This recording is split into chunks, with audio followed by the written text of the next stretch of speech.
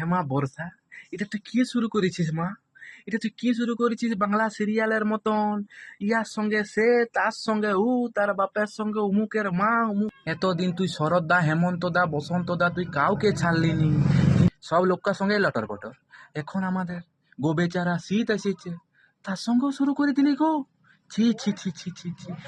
হ্যাঁ দেখো, একটা কথা বলি, কালকে আমার বিটি আমাকে জিজ্ঞাসা করতে আইছিল, বাবা বর্ষাকাল কি কি মানে মাস? আমি বলি আষাঢ় শ্রাবণ এই 2 মাস বর্ষাকাল বিটি। তখন বিটি আমাকে কি বললো শুনবি? বললো, পড়াশোনাটা যখন ঠাকুমা করতে বলেছিল তখন করিয়েছিলে, তখন গরুর পিছনে ছুটি বলবে, হাই পাখি ধরবে, এই বাটুল নিয়ে এই পাখি মারতে যাবে, এমুক করতে, কোথায় ডোবায় গাবান হচ্ছে, মাছ ধরতে যাবে। আষাঢ় শ্রাবণ এই 2 মাস বর্ষাকাল, হ্যাঁ? এইটা তুমি আমাকে এখনো শিখেছ? আর বলো দেখিনি, বলো ছাগুলা বিশ্বাস করবে কে বা কেনে আষাঢ় শ্রাবণ এই 2 মাস বর্ষাকাল? আষাঢ় আষাঢ় শ্রাবণ ভাদ্র আশ্বিন কার্তিক অঘ্রান পৌষ, কোন মাসটা বাকি আছে বলতে পারো? তাহলে ছাকে কি করে বুঝাবে যে আষাঢ় শ্রাবণ এই 2 মাস বর্ষাকাল? তাহলে তো বলবে কি যে তুমি গরুর পিছনে ঘুরি বুলিছ, লেখাপড়া যখন ঠাকুমা করতে বলছে তখন বাগালি করিছ।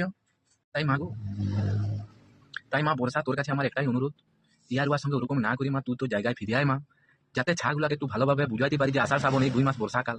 আর তোর কাছে কিছু চাইনি, তুই শুধু নিজের জায়গায় ফিরে আয়, যেমন ছাগুলাকে বলে বুঝাতে পারি গো যে আষাঢ় শ্রাবণ এই 2 মাস বর্ষাকাল।